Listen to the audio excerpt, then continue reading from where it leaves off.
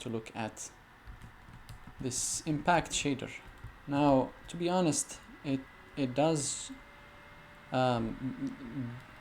do some bugging sometimes.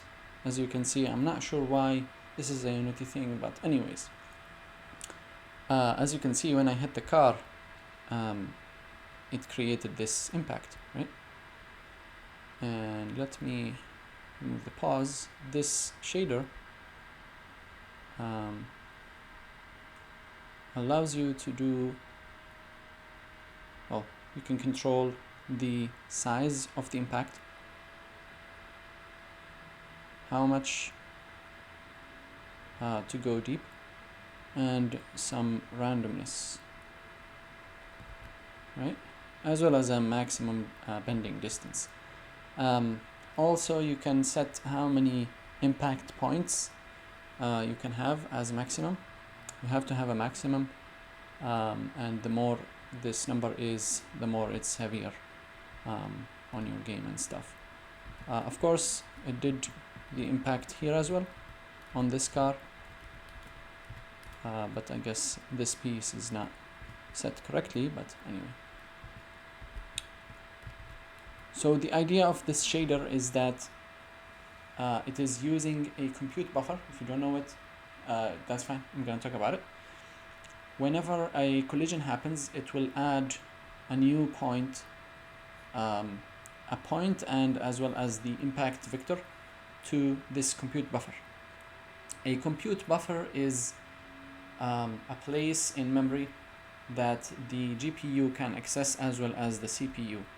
And by CPU I mean the C# code, GPU is the shader code. And so if we look at this code, this is a C# code which is basically adding all these impact points to a compute buffer. So you can see we have an array of materials that will we will put all the materials of the current object inside, and our maximum impact count. These are kind of for testing purposes. You don't need them in the real world application, you can say, and I'll show you where they are used. The impact count is private because we are just going to use it inside, and then you have our buffer. You have to have a structure for your buffer, so a struct impact, which has the position of where the impact happened, as well as a vector which we hold the impact vector inside of it. And we have an array of this impact, right? To start with, on start I am getting all the renderer components of all the children, and then making them into a list so that I can use this aggregate function. You can just use a normal for loop, but I wanted to make a one-liner because why not? In order to use this stuff, you have to have system link-u, and so aggregate is gonna loop on each element of this list, and is going to allow you to have something other than this list to be returned. And so basically I'm initializing this with a hash set so that I don't have any duplicates. The type is material, and then this is our hash set. This is going to be our hash set, and this is going to be the item that we are iterating on, and which is the renderer. And so for each material in the materials of this renderer, just add that material to the materials or the mats hash set, and then return that, right? And then at the end you will have all the materials of the current object without any duplicates, and you can return to array so that it's an array, and then we start in materials. So this is gonna have all our materials of this object and his children.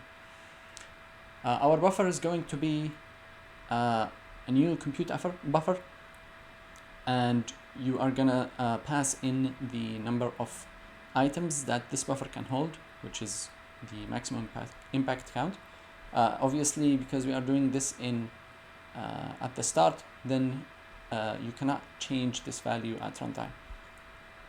And then you are going to pass in what's the size of each element of this compute buffer. And it's going to be float multiplied by 6, because a vector 3 is 3 floating numbers. And here we have 2 vector 3s, so that's 6 floating numbers.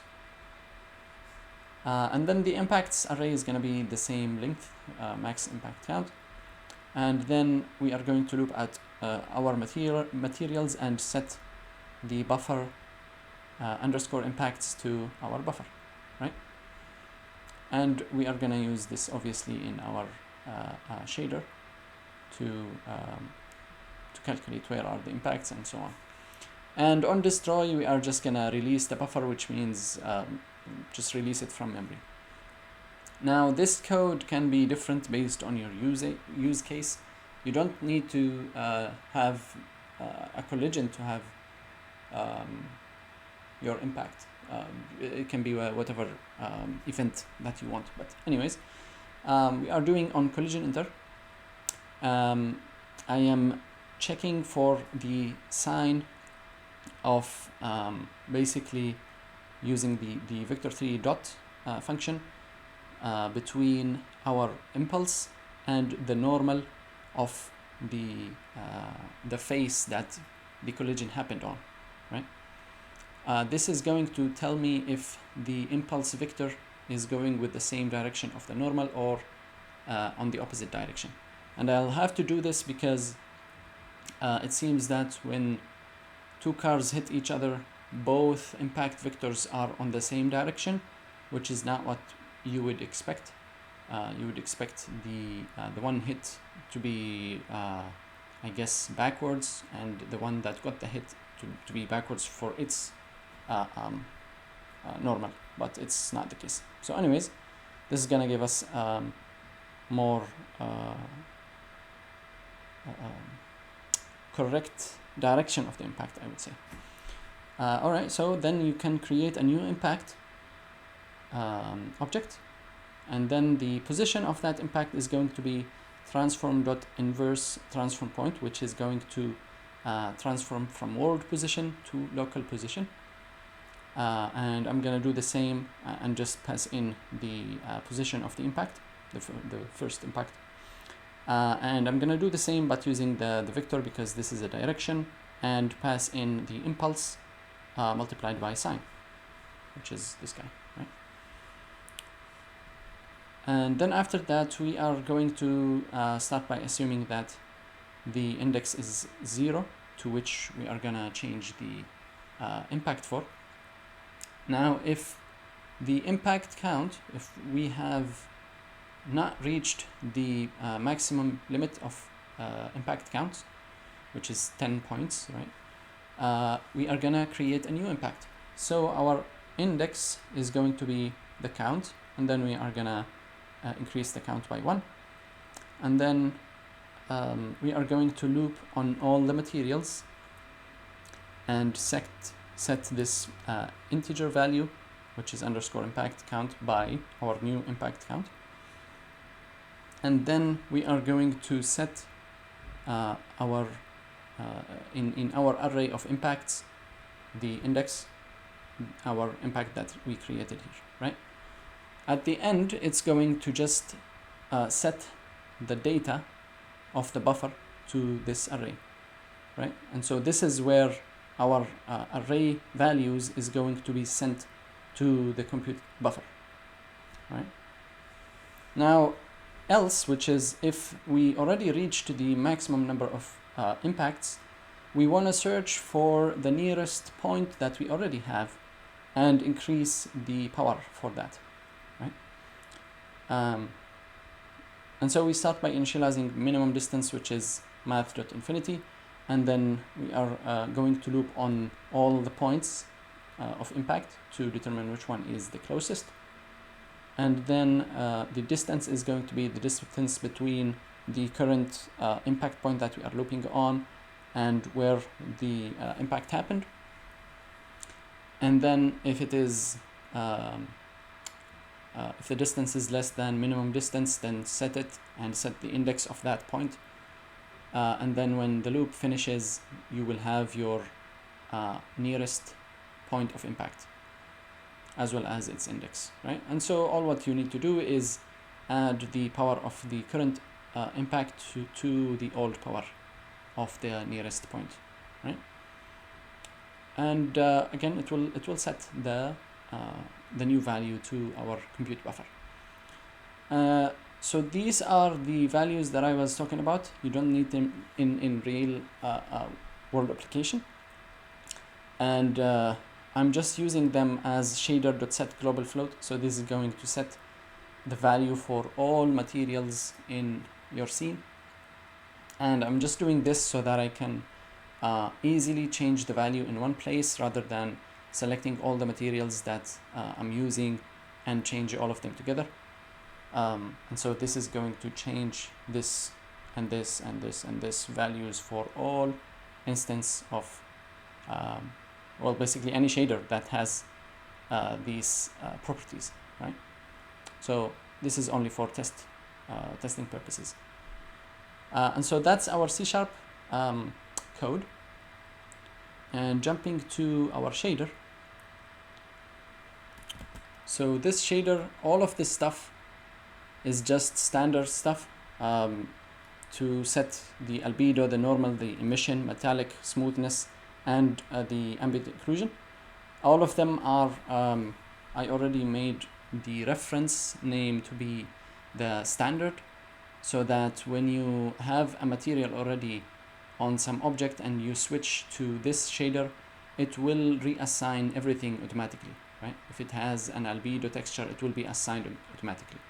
And it's the same for all, I guess I forgot the emission, but yeah. And so on and so forth. But our stuff is here basically. It's all of this stuff.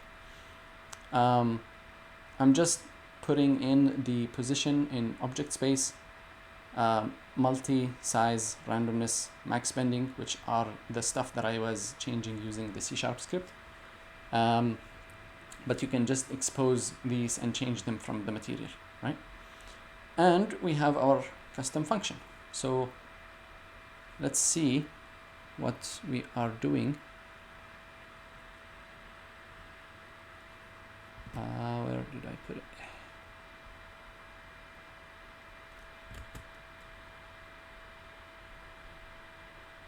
Custom impact. All right.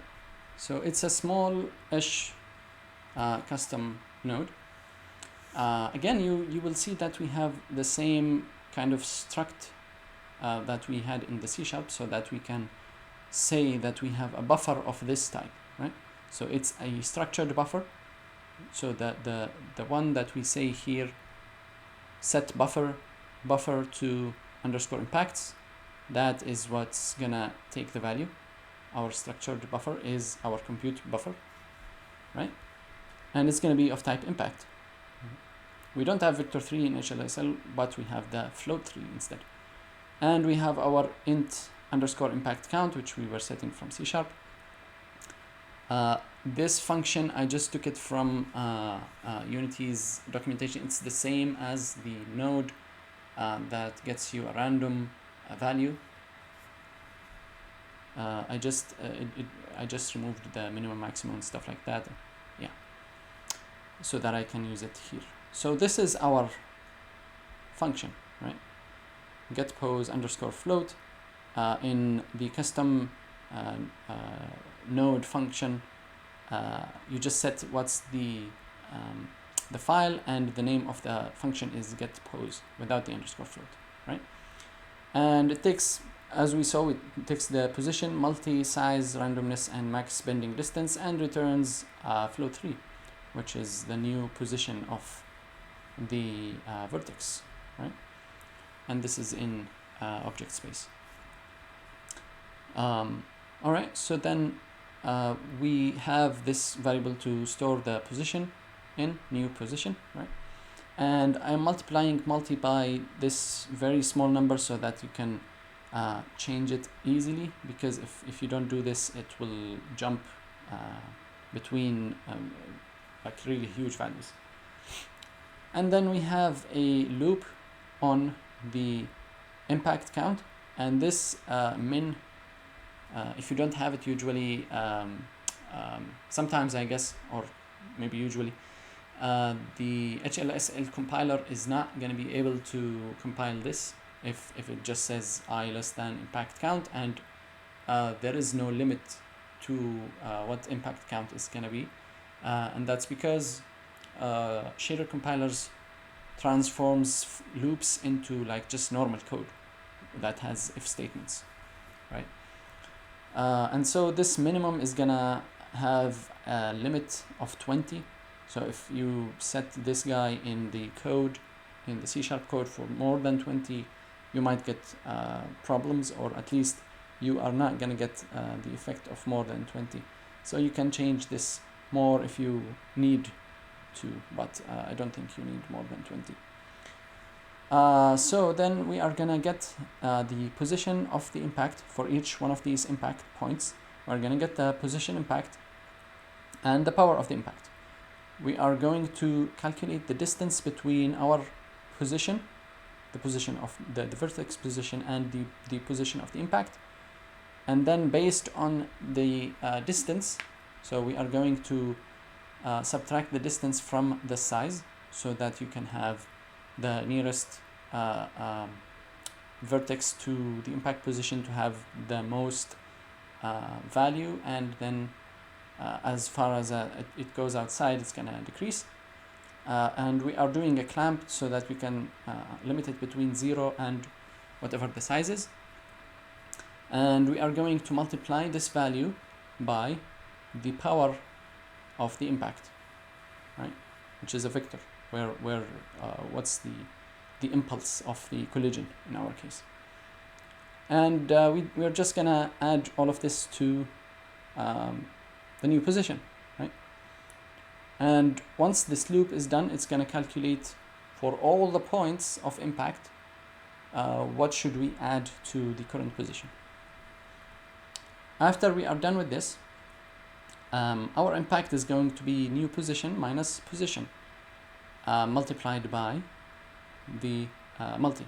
This is going to get us a vector of how much the vertex is going to change in position, right? And then we have a random vector, which is going to be a float 3 of the random function that we just stole from Unity. And I'm gonna pass in as a seed position xy, position xz, and position yz, so that we have a different random value for each xy and z. We're gonna multiply it by the length of the impact vector, so that the more impact, there will be more randomness. And I'm gonna multiply it by the randomness parameter as well, so that we can control it. Now the output is going to be our old position, plus we are checking if the length of the impact is more than the maximum bending distance. If yes, then we are going to normalize this, which makes it of length 1, multiplied by the maximum bending distance. Otherwise, we're just going to use the impact as is and add our random vector. Now, compute buffers and structure buffers are very useful for whenever you want an array-like structure to be passed from your C# to your shader, as you can see here, right? And so you can use it for a lot of different cool stuff.